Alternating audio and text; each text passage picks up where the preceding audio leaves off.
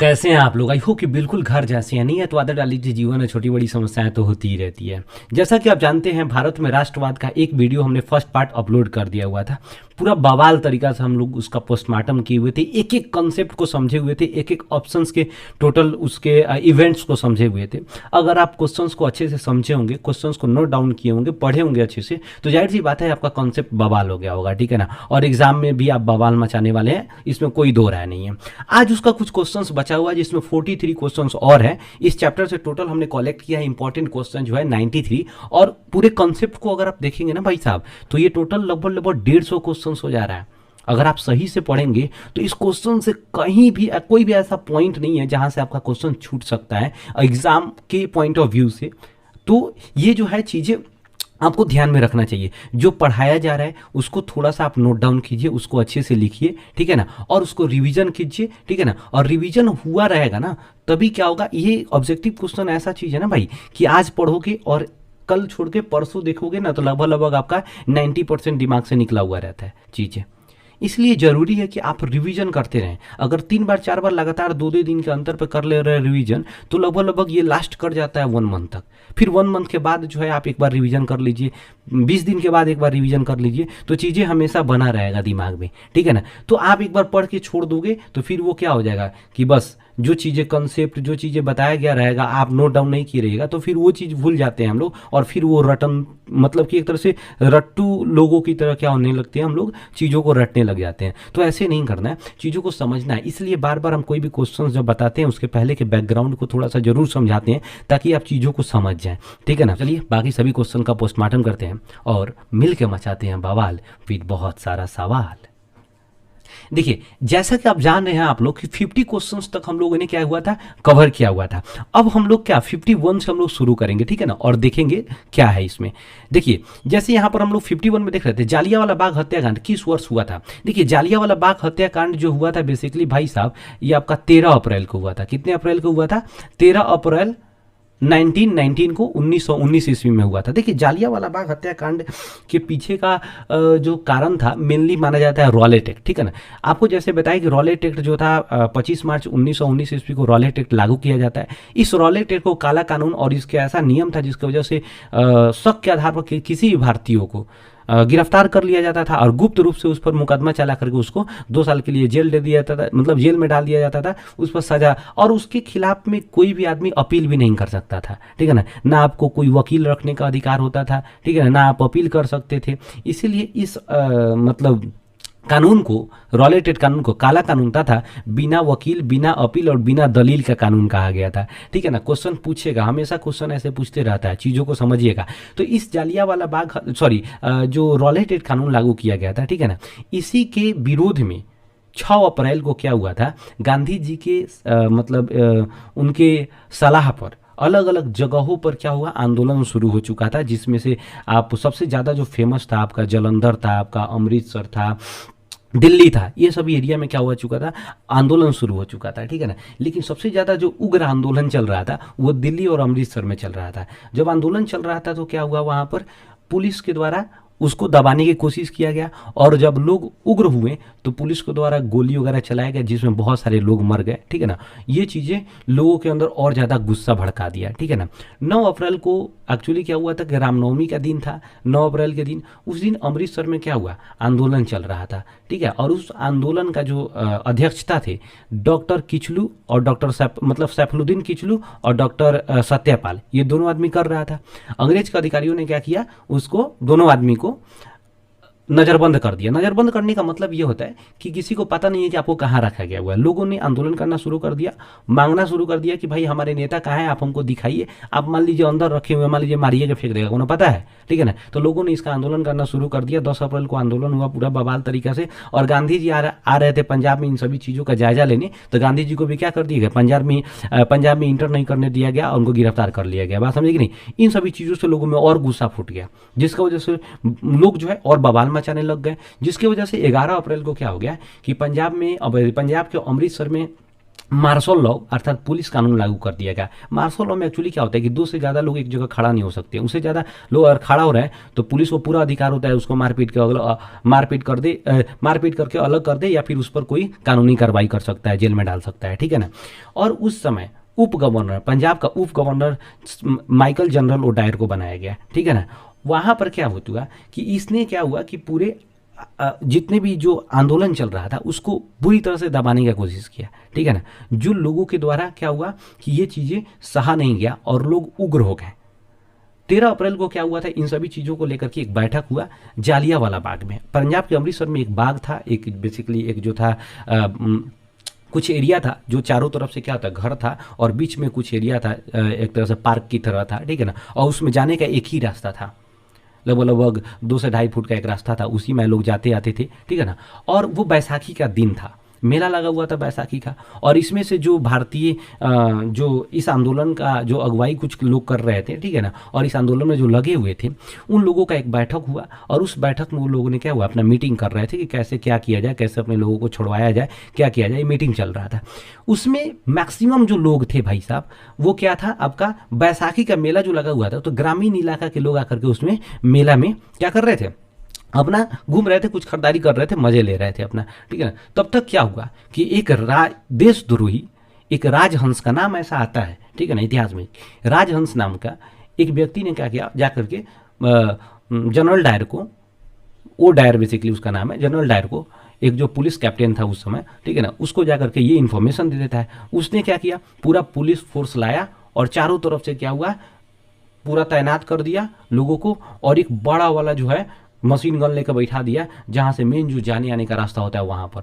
और लगभग आपको बता दें कि 10 मिनट में 1600 राउंड गोलियां चली हुई थी, जिसमें लगभग हजारों लोग मारे गए। सैकड़ों हजार में तो आप नहीं कर सकते, बट लगभग 600 700 800 तक लोग मारे गए थे। लेकिन सरकारी जो रिपोर्ट आया उसके अनुसार 200-250 लोग का ही मतलब कि मतलब कि आंकड़ा लोगों को बताया जाता है। अब सरकारी आंकड़ा है, अगर ज़्यादा बताएगा तो समझ रहे हो बवाल और मच जाएगा। लेकिन एक रियलिटी में जो था ना, ये एक बहुत दर्दनाक घटना था। जब ये घटना लोगों ने सुना ना, तो जो सुनता था वहाँ पर स्तब्ध हो जाता था। ये कितना अमानवीय घटना है। इस घटना को लेकर बहुत सारे लोगों ने क्या हुआ, उनको जो अंग्रेजों की तरफ से जो उनको उपाधियाँ दी गई थी उनको त्याग देने लगे, लोग उसका आंदोलन करना शुरू कर दिए। और उसी के बाद जो है इन सभी चीज़ों को लेकर के क्या हो गया, जालियांवाला बाग हत्याकांड के बाद जो है असहयोग आंदोलन भी शुरू हो जाता है। तो क्वेश्चंस थोड़ा सा धीरे धीरे समझिएगा आप, एक एक करके हम लोग समझेंगे और देखेंगे। तो क्वेश्चन पूछेगा, जालियांवाला बाग हत्याकांड किस वर्ष हुआ था, 13 अप्रैल 1919 ईस्वी को। दूसरा पूछ रहा है, जालियांवाला बाग से आहत होकर किसने कैसर ए हिंद की उपाधि वापस कर दी। देखिए कर है क्या कि जालियांवाला बाग से आहत होकर के, मतलब जालियांवाला बाग जो हुआ था इस घटना से आहत होकर के उनको जो दर्द पहुंचा, तो किसने कैसर ए हिंद की उपाधि जो है वापस कर दी अंग्रेजों को। तो देखिए गांधी जी ने क्या किया कि अपना उनको उपाधि 1915 ईस्वी में मिला हुआ था अंग्रेजों की तरफ से, ठीक है ना, एम्बुलेंस सेवा दिए हुए थे, ठीक है ना, अंग्रेजों को साउथ अफ्रीका में। उसी के बदौलत इनको जो था ना कैसर हिंद की उपाधि दिया गया था। गांधी जी क्या किए, उस उपाधि को वापस कर दिए, ठीक है ना, कि तुम लोग मानव के लायक नहीं हो, तुम लोग मानव नहीं हो, तुम लोग का ये चीज़ दिया हुआ हम नहीं रख सकते हैं। और उसी समय रविन्द्रनाथ टैगोर को भी क्या हुआ था 1915 ईस्वी में जून के करीब में इनको भी क्या सर की उपाधि मिला हुआ था, सर। इसी को नाइटहुड कहा जाता था, नाइटहुड कहा जाता था। बात समझ नहीं, ये नाइटहुड की उपाधि कौन त्याग दिए, रविन्द्रनाथ टैगोर। गांधी जी कैसर हिंद की उपाधि त्याग दिए। बात समझ आ रहा होगा आप लोगों को, ठीक है। आगे बढ़ते हैं। देखिए नेक्स्ट कर है क्या यार, इसको क्या हो गया यार। नेक्स्ट देखिए कर कि जालियांवाला बाग हत्याकांड के जांच हेतु अंग्रेजी सरकार ने किस समिति का गठन किया था। देखिए अंग्रेजों ने इस जांच की, मतलब इस ये जो घटना हुआ था इसके जांच के लिए हंटर समिति का गठन किया हुआ था, ठीक है ना। हंटर समिति का गठन किया हुआ था, हालांकि उन लोगों के द्वारा ये समिति गठन किया गया था, इसलिए ये जनरल डायर को जो था ना हमेशा बचाने का कोशिश कर रहा था सब, ठीक है ना। इसीलिए इंडियन मतलब कि कांग्रेस पार्टी के द्वारा सी आर दास समिति का गठन किया गया और इसमें सी आर दास को क्या किया गया, अध्यक्ष बनाया गया, ताकि इस मतलब कि पूरे जो मामला है, घटना है, उसका जांच किया जाए। और जिसमें जनरल डायर को दोषी ठहराया गया था, ठीक है ना। लेकिन जनरल डायर को ये सब भेज दिया था कहाँ पर, इंग्लैंड को। बता दें कि जब इसको इंग्लैंड भेजा गया वहां पर जनरल डायर को उपाधि दिया गया था अंग्रेजी हुकूमत को, मतलब अंग्रेजी हुकूमत का रक्षा करने वाला शेर, उसको एक उपाधि के तौर पर तलवार दिया गया हुआ था। बात समझ नहीं, जब ये घटना पता चला ना तो मतलब लोग जो है ना हिल गए। और आपको बता दें, जब ये सारी चीज़ों तो ठीक है, लेकिन आपको एक मजे की बात एक और बता दे रहा हूँ कि उस घटना के समय एक साक्षात एक ऐसे राष्ट्रवादी व्यक्ति जिनका नाम था उधम सिंह, एक सिख धर्म के थे, उधम सिंह ने इस पूरे घटना को आंखों से देखा हुआ था, ठीक है ना। इससे बहुत ज़्यादा आहत हुए थे। उन्होंने ठान लिया हुआ था कि किसी भी तरह से जनरल और डायर को भाई साहब हमको जान से मारना है, ठीक है ना। उन्होंने क्या किया कि 13 अप्रैल वो क्या इंग्लैंड चले गए। 13 मार्च को था, 13 अप्रैल को तो घटना ही हुआ था। 13 मार्च 1940 ईस्वी को कॉक्सटन हॉल जो था इंग्लैंड में, कॉक्सटन हॉल में एक सभा होना था, ठीक है ना। और उसी में जनरल ओडार आने वाला था, ठीक है ना। बूढ़ा हो चुका था वहां पर, और ये किसी भी तरीका से क्या उस हॉल में चले जाते हैं और वहां पर जाकर डायरेक्ट शूट कर देते हैं, उसको गोली मार देते हैं। और उसी समय इनके पूरे और बोलते भी हैं, मेरे जीवन का उद्देश्य था तुमको गोली मारना, और आज हम तुमको मार के अपने जीवन का उद्देश्य पूरा कर लेते हैं। और सरेंडर भी कर दिए इंग्लैंड के पुलिस को, और उन पर केस चलता है। 4 जून को उनको क्या किया जाता है, दोषी करार दिया जाता है। और 31 जुलाई, जून के बाद जुलाई ना आता है, 31 जुलाई 1940 ईस्वी को इनको लेकिंस्टन जो जेल था, बेसी वेलिंगटन एक जेल था वहाँ पर, ठीक है ना, वहीं पर उनको क्या किया जाता है, फांसी दिया जाता है। बात समझे। तो ऐसे ऐसे देशभक्त हुए हैं। और एक चुट्टा वो राजहंस था, जाकर के क्या कर दिया, यहाँ की इन लोगों की जो मीटिंग चल रही थी उसका जानकारी दे दिया, ठीक है ना। तो ऐसे ऐसे लोग होते हैं भाई साहब, ठीक है ना। कोई ऐसा होता है जो देश के लिए कुछ भी करने के लिए तैयार होता है, और कुछ ऐसा होता है कि अपने कुछ फायदे के लिए मतलब देश को भी बेच सकता है। ऐसे ऐसे लोग हुए हैं। सेवर्स की संधि किसके किसके बीच हुई थी? देखिए, सेवर्स की संधि जो हुआ था ना, तुर्की और इंग्लैंड के बीच हुआ था, और इसी संधि के तहत पूरे ऑटोमन साम्राज्य को विखंडित कर दिया गया हुआ था, और वहाँ के खलीफा के पद को हटा दिया गया हुआ था, जिसको लेकर के पूरे जितने मुस्लिम देश थे, जहाँ जहाँ भी मुस्लिम रहते थे, इसका विरोध किया। और बोला गया हुआ था कि ये खलीफा के पद को फिर से लाया जाए, इज्जत पूर्वक उनको सम्मान पूर्वक लाया जाए, ठीक है ना। और इराक पर जो इंग्लैंड का अधिकार करा दिया गया था, जितने भी अरब देश पर, ठीक है ना, वो कहा गया फिर से क्या किया गया, उसे स्वतंत्र कराया जाए। और जहाँ जहाँ भी अंग्रेज थे और वहाँ पर मुस्लिम जो कम्युनिटी के लोग रहते थे, वो उनका विरोध किया, आंदोलन किए हुए थे, ठीक है ना। और भारत में भी इसका आंदोलन चला, जिसको कहा गया खिलाफत आंदोलन, ठीक है ना। तो कहेगा कि भारत में खिलाफत आंदोलन किस वर्ष शुरू किया? तो 1919 ईस्वी में भारत में खिलाफत आंदोलन शुरू किया था, ठीक है ना। 1920 में असहयोग आंदोलन, 1918 ईस्वी में आप पता ही होगा अहमदाबाद मिल मजदूर खेड़ा आंदोलन, और 1921 ईस्वी में खिलाफत असहयोग खिलाफत आंदोलन, दोनों मिला के चलाया गया हुआ था। नेक्स्ट कर रहा है क्या, किस शासक ने तुर्की के खिलाफ तुर्की के खलीफा पद को समाप्त कर दिया था? देखिए, मुस्तफ़ा आता है, सर मुस्तफ़ा ही आता है। मुस्तफ़ा कमाल पाशा ने 1924 ईस्वी में क्या हुआ था कि जो तुर्की का खलीफा पद था ना, उसको समाप्त कर दिया। ये तुर्की का शासक बना जब 1924 ईस्वी में, तो इसने क्या किया, खलीफा के पद को समाप्त कर दिया, ठीक है ना। जैसे ही खलीफा के पद को समाप्त किया, खिलाफत आंदोलन अपने आप बंद हो गया। बात समझ आए? तो पूछिए, खिलाफत आंदोलन किस वर्ष बंद हुआ? 1924 ईस्वी में। खलीफा के पद को किसने समाप्त किया? मुस्तफ़ा कमाल पाशा ने। मुस्तफ़ा कमाल पाशा कहाँ का शासक था? तो तुर्की का शासक था। असहयोग आंदोलन किस वर्ष शुरू किया गया था? 1920 ईस्वी में असहयोग आंदोलन शुरू किया गया था। खिलाफत आंदोलन का मुख्य नेता कौन था? देखिए, मोहम्मद अली और शौकत अली, इसी को अली ब्रदर्स भी कहा जाता है, अली बंधु इंग्लिश में अली ब्रदर्स कहा जाता है, तो ये भी सही होगा, ठीक है ना। दूसरा करा, हिंद स्वराज किसकी रचना है? देखिए, हिंद स्वराज गांधी जी लिखे हुए थे, 1909 ईस्वी में इसका रचना हुआ था। और इसी हिंद स्वराज में सर्वप्रथम गांधी जी असहयोग आंदोलन के बारे में बताए हुए थे कि हम ही लोग जो है ना, अंग्रेजों को यहाँ पर रहने के लिए एक तरह से उनको सहायता कर रहे हैं, ठीक है ना। उनके हम ना सामान को खरीदेंगे, उनके द्वारा जो दुकान खोले गए उस दुकान में सामान नहीं खरीदेंगे, बैंकिंग में नहीं जाएंगे। जब हम आर्थिक रूप से उनको असहाय कर देंगे तो वो अपने आप चले जाएंगे यहाँ से। और ये एक ही तरह से होगा, उनके द्वारा जो सामान बेचा जा रहा है हम उसको बहिष्कार करें, उसको खरीदे नहीं, अपने आप चले जाएंगे। देखिए, अब कर रहा है कि इस चौरी चौरा जो है ना, आपको बता दें कि असहयोग आंदोलन बहुत ही आराम से चल रहा था, बहुत बवाल चल रहा था, मस्त था, ठीक है ना। लेकिन क्या हुआ, तभी एक घटना हो जाता है, चौरी चौरा कांड। चौरी चौरा कांड हो जाता है। इस चौरी चौरा कांड, ये चौरी चौरा बेसिकली क्या है कि आपको यूपी में गोरखपुर में एक क्या था, थाना था जिसका नाम था चौरी चौरा थाना। वहीं पे कुछ लोग जो थे ना, ग्रामीण लोग जो थे, आंदोलन कर रहे थे, ठीक है ना। तब तक पुलिस वाले ने उसको आकर के क्या किया, मना करने लगे, भाई साहब यहाँ पर आंदोलन नहीं करो, आगे बढ़ जाओ, यहाँ पर बवाल ववाल नहीं मचाओ। लोगों ने क्या हुआ, नहीं माना। तब तक पुलिस वाले क्या हो गए, उन पर मतलब एक तरह से आनातानी करने लग गए, उन पर थोड़ा सा जोर जबरदस्ती करने लगे, लोग तैश में आ गए। बात समझे कि नहीं, लोग गर्मी में आ गए पूरे, क्योंकि लोकल लोग थे भाई साहब, लोकल लोग तो समझ रहे हो ना, एकदम पूरा ऐसा ही बवाल मचाए हुए रहता है सब, ठीक है ना। गांव के लोग ऐसे देखना थोड़ा सा भी हिम्मत से एक साथ मिल करके, ये शहर बाजार में ऐसा होता है कि तुम अगर 10 लोग हो, एगोड़ा पिटा रहा है, सबको भाग जाएगा अपने अपने घरे घरे। गाँव में नहीं, अगर एगोड़ा पिटाया तो सबको मिल के मारने लग जाएगा। बात समझे कि नहीं, ऐसा होता है। तो चौरी चौरा कांड में क्या हो गया, यहाँ पर ये देखा गया कि जब आंदोलन किया जा रहा था तो पुलिस के द्वारा उन पर जबरदस्ती किया गया, तो लोगों ने क्या हुआ, गर्मी में आकर के लोगों ने तैश में आकर के और बहुत ज़्यादा जो है हिंसात्मक रूप ले लिया और लोगों ने, और पूरे पुलिस वालों को खेद करके क्या हुआ, उस पुलिस थाना में बंद करके उसमें आग लगा दिया गया, ठीक है ना। क्या हुआ, पुलिस वाला खुद घुस गया, सब अंदर से बंद कर लिया सब, ठीक है ना। और बहुत सारे लोग थे, अब 2-4 गोड़ा उठपटांग था सब, ठीक है ना। उलाया घरे से पूरा एकदम मिट्टी तेल लोटी तेल लाया सब, अब पूरा चारों ओर आग लगा दिया। सही, ये बहुत ही दुखद घटना थी, जिसमें टोटल 22 पुलिस वाला जल के मर गया। 22 पुलिस वाला प्लस एक जो था ना चौकीदार होता है, वो टोटल 22 पुलिस वाला टोटल जो है मर गया इसमें।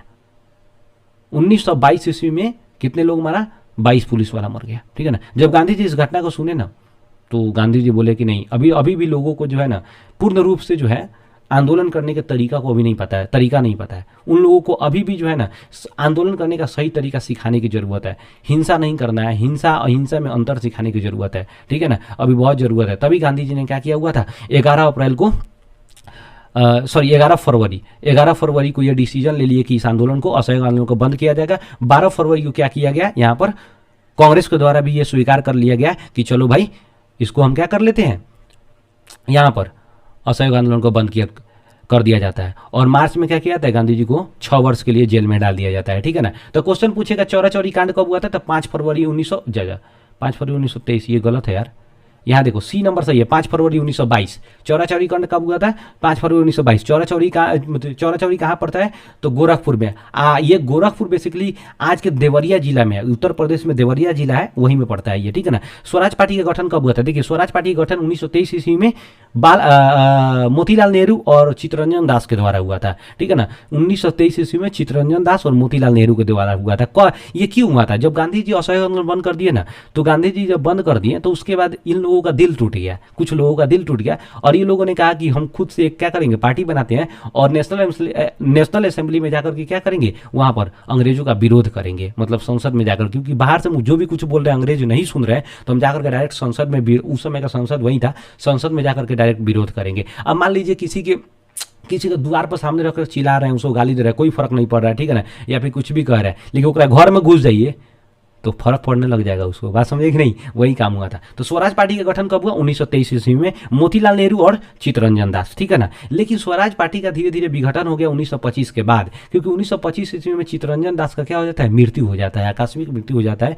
ये अकारण ही, ठीक है ना। और युवा थे, बहुत अच्छा हट्टे कट्टे थे, फिर भी उनका मृत्यु हो जाता है, जिसकी वजह से स्वराज पार्टी का धीरे धीरे जो है ना वर्चस्व खत्म होने लग जाता है। स्वयं सेवक संघ का स्थापना यानी आरएसएस का स्थापना केबी हेडगेवार के द्वारा 1925 ईस्वी में किया गया था। पूछिए केबी हेडगेवार किसके अनुयायी थे, तो बाल गंगाधर तिलक के अनुयायी थे। स्वयंसेवक संघ का स्थापना केबी हेडगेवार कब हुआ था, 1925 ईस्वी में। यह स्वयंसेवक संघ जो है ना हिंदुत्व को बढ़ावा देता है, हिंदुवादी संगठन है, ठीक है ना। और पूछेगा केबी हेडगेवार किसके समर्थक थे यानी अनुयायी थे, तो बाल गंगाधर तिलक, यानी बाल गंगाधर तिलक को फॉलो करते थे। कौन, केबी हेडगेवार। कुछ रहेगा साइमन कमीशन का गठन किस वर्ष हुआ था, तो साइमन कमीशन का गठन 1927 ईस्वी में लंदन में हुआ था। भारत में 3 फरवरी 1928 ईस्वी को बंबई में पहुंचा, जहां पर उसको साइमन कमीशन वापस जाओ का नारा लगाया गया, काला झंडा के साथ उसका स्वागत किया गया और इंडिया से जाने के लिए उसको भगाया गया। इस साइमन कमीशन, ये जो कमीशन था, इंडियन स्टैट्यूटरी कमीशन भी कहा जाता है इसको, ठीक है ना। इस कमीशन में टोटल 7 गो सदस्य था, जिसका अध्यक्ष कौन था, सर जॉन साइमन। इसका अध्यक्ष कौन था, सर जॉन साइमन, ठीक है ना। और इसी के नाम पर इस कमीशन का नाम, इंडियन स्टैट्यूटरी कमीशन का नाम जो है साइमन कमीशन रखा गया था, ठीक है ना। ये भारत में ये टोटल जो इनके 7 मेंबर थे, इसमें टोटल जो मेंबर्स थे उनका जो है टोटल वो ब्रिटिश वाले थे, बात समझिए, अंग्रेज थे। तो भारत में इसका विरोध किया गया कि भाई इसमें टोटल जो मेंबर होगा अंग्रेज नहीं होगा, भारतीय भी होना चाहिए। तो आप क्वेश्चन पूछिएगा सर, ये जो कमेटी बना था, जो कमीशन बना हुआ था, इसमें जो टोटल अंग्रेज मेंबर थे, तो इसमें इंडियन को क्यों ऐसा इंडियन लोग विरोध किए कि भाई इसमें इंडियन ही होना चाहिए। देखिए कारण क्या था कि इस कमीशन का काम था भारत में जो था ना संवैधानिक सुधार, ठीक है ना, और समय एक तरह से जो 1919 ईस्वी में सुधार किया गया था उसका जांच पड़ताल करना, ठीक है ना। मॉन्टेस्क्यू चेम्सफोर्ड सुधार अधिनियम जो आया हुआ था ना, उसमें जो सुधार चल रहा था, संवैधानिक चीजें, राजनीतिक जो व्यवस्था चल रही थी, कैसा चल रहा था, क्या नहीं चल रहा है, इन सभी चीजों को देखभाल और भारत में संवैधानिक विकास का कार्य देखना था, ठीक है ना। मान लीजिए भारत के लिए संविधान तैयार करना है और उसमें भारत का कोई आदमी ही नहीं हो, भारत के लिए आप कुछ डिसीजन ले रहे हैं और उसमें भारत का कोई मेंबर ही नहीं हो, तो ये सही हो पाएगा क्या? कहीं से नहीं हो पाएगा। इसीलिए भारतीयों ने इसका विरोध किया कि इसमें क्या है, ये टोटल अंग्रेज क्या है, ये एक तरह का अंग्रेजी कमीशन है, ठीक है ना। और ये जो भी फैसला लेंगे ये इंडिया के हित में नहीं लेंगे, और इंडिया के हित में ले भी कैसे सकते हैं, इंडिया में क्या जरूरत है, कैसा चीज़ है, क्या माहौल चल रहा है, उसके हिसाब से कानून बनना चाहिए, उसके हिसाब से संविधान बनना चाहिए, ठीक है ना। लेकिन ये तो सबके सब विदेशी है, इंडिया के बारे में क्या जानते हैं, इसीलिए यहाँ पर क्या किया गया, उनका विरोध किया गया था यहाँ पर। और इसी विरोध में मुंबई में जब विरोध चल रहा था तब पुलिस को द्वारा जो लाठीचार्ज किया गया था, उसी लाठीचार्ज में लाला लाजपत राय के जो है ना माथा पर लग गया और उनका डेथ हो गया था, ठीक है ना। देखिए साइमन कमीशन भारत किस वर्ष 1928 ईस्वी। अगला नेहरू रिपोर्ट किस वर्ष तैयार किया गया था। देखिए नेहरू रिपोर्ट 1928 ईस्वी में तैयार किया गया था पंडित मोतीलाल नेहरू के द्वारा। पंडित यहाँ पर पंडित मोतीलाल नेहरू, मोतीलाल नेहरू के द्वारा पंडित मोतीलाल नेहरू के द्वारा तैयार किया गया हुआ था। पंडित मोतीलाल नेहरू जवाहरलाल नेहरू के पिताजी थे। देखिए नेहरू रिपोर्ट तैयार करने के पहले पीछे एक कारण है। देखिए जब साइमन कमीशन का विरोध किया जा रहा था उस समय भारत का सचिव था बर्केनहेड। उसने बोला कि जब आप लोग इतना तेजी से और इतना घमंड में आकर के इस कमीशन का बहिष्कार कर रहे हैं तो आप लोग में जब इतना ही दम है तो एक संविधान बना के दिखा दीजिए। बर्केनहेड ने बोला। पंडित मोतीलाल नेहरू को लग गया दिल पे, ठीक है ना। उन्हें बोला ठीक है भाई साहब हम तैयार करके बता देंगे। 1928 ईस्वी में एक 8 सदस्यीय कमेटी का गठन किया और उनको कहा गया कि एक प्रारूप तैयार कीजिए, बात समझे कि नहीं। और उसी प्रारूप को तैयार किया गया था जिसमें टोटल जो है लगभग आपको 14 डिमांड शायद रखा गया हुआ था आई थिंक, ठीक है ना। और एक प्रारूप तैयार किया गया और वहां पर क्या किया गया, लॉर्ड इरविन के सामने पेश किया गया जिसमें औपनिवेशिक स्वराज का भी मांग किया गया था, लेकिन लॉर्ड इरविन जो है उस पर ध्यान नहीं दिया, ठीक है ना, उसको इग्नोर कर दिया। जिसके बाद पंडित जवाहरलाल नेहरू को मौका मिल गया और लाहौर अधिवेशन में पूर्ण स्वतंत्रता दिवस का मतलब एकदम से परचम लहरा दिए, ठीक है ना। आगे देखिए ना सभी इसी चीज के बारे में पढ़ना है तो बात समझ आ गया होगा कि नेहरू रिपोर्ट कब तैयार किया गया 1928 ईस्वी में। इनको प्रारूप को लॉर्ड इरविन को कब सौंपा गया था तो जुलाई अगस्त में सौंपा गया था, ठीक है ना, क्योंकि ये लोग अपना टारगेट लिए थे कि जुलाई तक तैयार कर लेना है, ठीक है ना। देखिए गांधी जी ने लॉर्ड इरविन को 11 सूत्री मांग किस वर्ष रखी थी। ये सारा बवाल चल रहा था, लॉर्ड इरविन कुछ सुन ही नहीं रहा था, उस समय भारत का वायसराय था। गांधी जी सोचे कि अच्छा ठीक है एक बार लास्ट बार क्या करते हैं हम एक लॉर्ड इरविन को एक लेटर लिख लेते हैं, बात समझ गए। उस लेटर में गांधी जी ने टोटल अपन 11 डिमांड रखे थे, 11 डिमांड रखे और गांधी जी ने एक टाइम डेडलाइन दिया था कि 11 मार्च तक आप अगर मेरे इस डिमांड को नहीं फुलफिल करेंगे, नहीं मानेंगे तो हम क्या करेंगे, यहाँ पर सविनय अवज्ञा आंदोलन शुरू कर देंगे, ठीक है ना। लेकिन लॉर्ड इरविन क्या हुआ, इनके बातों को नहीं देखा, इसीलिए गांधी जी असहयोग आंदोलन शुरू कर देते हैं, यानी दांडी मार्च यात्रा के द्वारा 12 मार्च से दांडी मार्च यात्रा शुरू करते हैं साबरमती से दांडी को लेकर के, ठीक है ना। इसके बारे में कहानी हम बताएंगे, चलिए आगे थोड़ा सा पहले देख लेते हैं। कह रहा है कि गांधी जी किस वर्ष नमक कानून तोड़े, तो अभी जस्ट बताया ना कि लॉर्ड इरविन ने उनके डिमांड को नहीं मांगा तो 11 मार्च तक लास्ट टाइम दिए थे, तो गांधी जी बोले थे कि 11 मार्च तक नहीं मानिएगा तो 12 मार्च से हम शुरू कर देंगे। तो गांधी जी एकदम टाइम का पक्का आदमी थे, इसलिए 12 मार्च को क्या हुआ, दांडी मार्च यात्रा शुरू होता है। गांधी जी दांडी से मतलब साबरमती आश्रम से दांडी, गुजरात की एक कोस्टल जो है ना जो है एक शहर है, ठीक है ना, दांडी, वहां पर शहर नहीं ये गांव है, ठीक है ना, वहाँ वो समुद्र किनारे बसा हुआ है। वहां पर गांधी जी जो है ना साबरमती से लेकर के पैदल चले हुए थे अपने 78 साथियों के साथ। कितने साथियों के साथ, 78 साथियों के साथ पैदल चले हुए थे साबरमती से दांडी के लिए। टोटल जो दूरी था 240 किलोमीटर और टोटल दूरी 24 दिन में तय किए हुए थे, ठीक है ना। और कितने साथियों के साथ, 74 साथियों के साथ, ठीक है ना। और टोटल ये 24 दिन में तय किए, इसलिए वो पहुंचे कब, 6 अप्रैल को। 6 अप्रैल 1930 ईस्वी को दांडी पहुंच करके और वहां पर बिल्कुल अहिंसात्मक ढंग से वहां पर क्या किए, समुद्र के जल से नमक बनाकर नमक कानून को तोड़े, ठीक है ना। तो क्वेश्चन पूछेगा किस वर्ष नमक कानून तोड़े, तो 6 अप्रैल 1930 ईस्वी को। 12 मार्च को चले थे तो 12 मार्च से लेकर के यहाँ 30 मार्च देखिएगा तो क्या हो जाएगा आपका, लगभग यहाँ से देखिएगा तो 18 6 दिन इधर 6 अप्रैल का, तो 18 6 24 दिन हो गया कि नहीं हो गया। तो टोटल जो है ना भाई साहब यहाँ पर 24 दिन में टोटल दूरी तय किए हुए थे, 240 किलोमीटर तय किए हुए थे, ठीक है ना, 78 साथियों के साथ तय किए हुए थे, याद रखना है आपको। अब देखिए ये तो गांधी जी गुजरात में शुरू किए हुए थे दांडी मार्च यात्रा, लेकिन तमिलनाडु में भी एक आदमी शुरू किया हुआ था जिनका नाम था सी राजगोपालाचारी। उन्होंने भी क्या हुआ था, नमक कानून तोड़ने के लिए नमक सत्याग्रह आंदोलन चलाए हुए थे, ठीक है ना। अगला क्वेश्चन आता है सीमांत गांधी किनको कहा जाता है। तो देखिए सीमांत गांधी खान अब्दुल गफार खान को कहा जाता है। खान अब्दुल गफार खान को सीमांत गांधी कहा जाता है क्योंकि सीमांत प्रदेश में इन्होंने अंग्रेजों का खिलाफत किया हुआ था, गांधी जी के रास्ता पर चले, इसलिए इनको गांधी का इनको एक तरह से उपाधि दिया गया था। अब देखिए कह रहा है क्या, खुदाई खिदमतगार अथवा लाल कुर्ती वाले का गठन किसने किया था। तो यहाँ पर देखिए खान अब्दुल गफार खान यानी सीमांत गांधी के द्वारा किया गया था। हिंदुस्तान सोशलिस्ट रिपब्लिकन आर्मी का गठन यहाँ पर 1928 ईस्वी में, बात समझे कि नहीं, 1928 ईस्वी में चंद्रशेखर आजाद, ठीक है ना, चंद्रशेखर आजाद भगत सिंह इन लोगों के द्वारा किया गया हुआ था। कब, ये दिल्ली में किया गया था। कहाँ किया गया था, दिल्ली में। अगला यहां पर आ रहा है क्या, 1929 ईस्वी में केंद्रीय असेंबली में बम किसने फेंका था। तो भगत सिंह बटुकेश्वर दत्त, दोनों आदमी मिल करके क्या हुए थे, बम फेंके हुए थे। बात समझ आया। अब देखिए क्वेश्चन ऐसे पूछेगा, देखिए राजगुरु यहां कंफ्यूजन करने के लिए, क्योंकि भगत सिंह, राजगुरु, सुखदेव, ये तीनों आदमी को जो है ना 23 मार्च 1931 ईस्वी को इनको क्या किया हुआ था, फांसी चढ़ाया गया हुआ था, ठीक है ना। इसीलिए 23 मार्च को प्रत्येक वर्ष क्या किया जाता है, शहीद दिवस मनाया जाता है।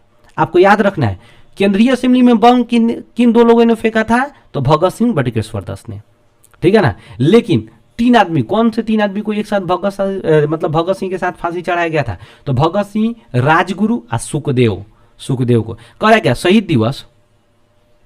शहीद दिवस किस वर्ष मनाया जाता है, तो अभी जस्ट बताया 23 मार्च को शहीद दिवस मनाया जाता है। बात समझे कि नहीं, 23 मार्च को क्या मनाया जाता है, शहीद दिवस मनाया जाता है, क्योंकि भगत सिंह, राजगुरु, सुखदेव का उस दिन क्या हुआ था, फांसी लगा था। 2 अक्टूबर को अहिंसा दिवस, गांधी जयंती, 31 अक्टूबर को एकता दिवस मनाया जाता है। मास्टर दी किसका उपनाम है, देखिए मास्टर दास सूर्यसेन का उपनाम था, ठीक है ना, सूर्यसेन का उपनाम था। अगला क्वेश्चन आता है क्या, प्रथम गोलमेज सम्मेलन किस वर्ष हुआ था। प्रथम गोलमेज सम्मेलन 1930 ईस्वी में हुआ था, लंदन में हुआ था। जितना गोलमेज सम्मेलन हुआ लंदन में हुआ था, इसमें गांधी जी भाग नहीं लिए थे, ये फेल हो गया। दूसरा गोलमेज सम्मेलन 1931 में हुआ था, इसमें गांधी जी भाग लिए हुए थे, ठीक है ना, इसमें गांधी जी क्या हुए थे, भाग लिए हुए थे, ध्यान रखना है। यह भी गोलमेज सम्मेलन क्या हुआ था, सफल नहीं हुआ था, ठीक है ना। इसमें क्या हुआ था कि मुस्लिम लीग अपना अलग निर्वाचन क्षेत्र, एक तरह से सांप्रदायिक मुद्दा को लेकर के, जात पात के मुद्दा को लेकर के क्या हुआ, ये भी आंदोलन, मतलब कि एक तरह से गोलमेज सम्मेलन सफल नहीं रहा, गांधी जी उधर से भागा, खिसिया करके भागा है। बात समझे कि नहीं। 1932 ईस्वी में तीसरा गोलमेज सम्मेलन हुआ था। अगला क्वेश्चन पूछा है, गांधी इरविन समझौता किस वर्ष हुआ था। देखिए 5 मार्च 1931 ईस्वी को गांधी इरविन समझौता हुआ था। इसी समझौता के बाद गांधी जी क्या हुआ था, द्वितीय गोलमेज सम्मेलन में भाग लेने गए थे, ठीक है ना। और इसी समय गांधी जी इस समझौता के बाद सविनय अवज्ञा आंदोलन को शुरू, मतलब कि क्या कर दिए हुए थे, बंद कर दिए हुए थे। क्वेश्चन पूछेगा सविनय अवज्ञा आंदोलन कब शुरू किया गया, तो 6 अप्रैल 1930 ईस्वी को, ठीक है ना। क्यों, 6 अप्रैल को गांधी जी नमक कानून तोड़े और उसी समय से सविनय अवज्ञा आंदोलन शुरू कर दिए थे, ठीक है ना। आई सविनय अवज्ञा आंदोलन को बंद कर दिया 5 मार्च 1931 ईस्वी को, बाद में फिर 32 में शुरू कर दिया गया हुआ था। क्वेश्चन पूछ रहा है क्या, पूना समझौता किस वर्ष हुआ था। देखिए पूना समझौता बेसिकली जो हुआ था 26 सितंबर 1932 ईस्वी को पूना में हुआ था, महाराष्ट्र के पूना में। किन के बीच हुआ था, तो भीमराव अंबेडकर और महात्मा गांधी के बीच हुआ था। यहाँ पर लॉर्ड इरविन समझौता दिल्ली में हुआ था, इसीलिए इसको दिल्ली समझौता भी कहा जाता है, इसको दिल्ली समझौता भी कहा जाता है, ये लॉर्ड इरविन और गांधी जी के बीच में हुआ था, ठीक है ना। अब देखिए ये समझ आ गया कि नहीं आ गया। अब दूसरा क्वेश्चन आता है कि हरिजन पत्रिका का संपादन किसने किया था। हरिजन पत्रिका का संपादन गांधी जी किए हुए थे, ठीक है ना। हरिजन शब्द गांधी जी दिए हुए थे, जबकि दलित शब्द जो है ना, दलित शब्द ये भीमराव अंबेडकर दिए हुए थे। हरिजन जो है दलित, जितने भी पिछड़े जाति के लोग SC ST वाले आते थे उनको कहा जाता था, ठीक है ना। हरिजन मतलब कि भगवान का संतान, ठीक है ना। ये दलित जितने भी पिछड़े मतलब कि कुचले लोग होते थे उनको दलित कहा, किसने, भीमराव अंबेडकर साहब ने, ठीक है ना। अगला क्वेश्चन आ रहा है क्या, भारत सरकार अधिनियम किस वर्ष पारित किया गया। ये बहुत बार क्वेश्चन पूछा है। भारत सरकार अधिनियम 1935 ईस्वी में, ठीक है ना।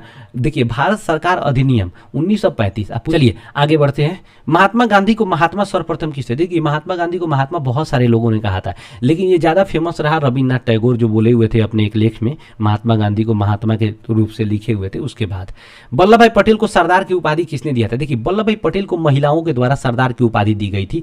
ये महिलाओं के द्वारा क्यों दिया गया था? तो क्या हुआ था कि गुजरात के अहमदाबाद के बारदोली एक कस्बा था, वहाँ पर क्या हुआ था कि कुछ लोगों मतलब कि अंग्रेजों के द्वारा जो है ना एक तरह से टैक्सेस को जो है लैंड रेवेन्यू जो था बेसिकली वहाँ पर लोगों से जो टैक्स लिया जा रहा था उसको बढ़ा दिया गया था, कम नहीं किया जा रहा था। लोग इससे बहुत ज़्यादा परेशान हो गए थे, ठीक है ना। तो गांधी जी ने क्या हुआ, सरदार वल्लभ भाई पटेल को वहाँ पर भेजे हुए थे और सरदार वल्लभ भाई पटेल इस आंदोलन को बहुत अच्छे ढंग से जो है इसका नेतृत्व किए हुए थे और वो सफलता पाए हुए थे इसमें, ठीक है ना। तो इसीलिए खुश होकर के वहाँ का महिलाओं ने सरदार वल्लभ भाई पटेल को सरदार कहे, ठीक है ना, क्योंकि उसके पहले केवल वल्लभ भाई पटेल कहते जाते थे। और बारदोली आंदोलन के बाद क्या हो गया, सरदार हो गए। तो बारदोली आंदोलन का संबंध किससे है, तो सरदार वल्लभ भाई पटेल का। अब बारदोली उसी समय जो था ना पत्रिका भी चला था, बारदोली, यहाँ पर देखिए ना भाई साहब, ये बारदोली पत्रिका, बारदोली नामक पत्रिका किससे, वल्लभ भाई पटेल से। अखिल भारतीय किसान सभा का गठन कब किया गया था? देखिए अखिल भारतीय किसान सभा का गठन बेसिकली जो हुआ था, अखिल भारतीय किसान सभा का गठन 1936 ईस्वी लखनऊ में स्वामी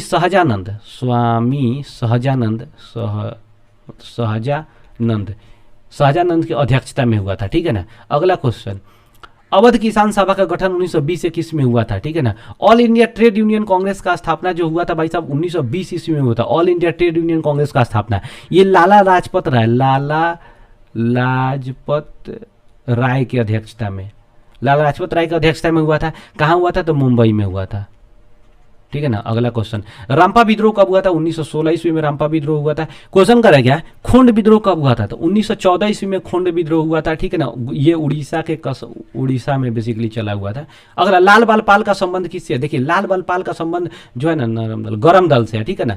लाल बाल पाल का संबंध किससे, गरम दल से है। आपको पता होगा कि सूरत अधिवेशन में जो था जो 1907 ईस्वी का जो कांग्रेस का अधिवेशन था, उस समय जो है कांग्रेस दो भागों में बट गया था, एक गरम दल दूसरा नरम दल, ठीक है ना। नरम ऐसे होगा, नर्म लिख दिया, नरम दल, बात समझे कि नहीं। और गरम दल का मुख्य जो नेता थे लाला लाजपत राय, लाल से बाल गंगाधर तिलक और पाल से बिपिन चंद्र पाल, ये मेन लीडर थे किसके, गरम दल के नेता थे। ये गर्म लिख लिया, गरम होगा गर्म नहीं होगा, ठीक है ना। किसने कहा था कि कांग्रेस हिंदुओं का संस्था है? इसमें डफर कौन है, यही है, ये डफर चोर आदमी, यही डफरीन बोला हुआ था 1887 ईस्वी में कि भारत जो कांग्रेस जो है ना ये हिंदुओं का संस्था है। इसलिए कहा हुआ था क्योंकि ये चाहता था कि हम मुस्लिमों के द्वारा क्या करें, एक अलग संस्था बनवा दे, तब दोनों अपने में लड़ते रहेगा। और वो ये सब का मंशा पूरा भी हो गया 1906 ईस्वी में मुस्लिम लीग के द्वारा।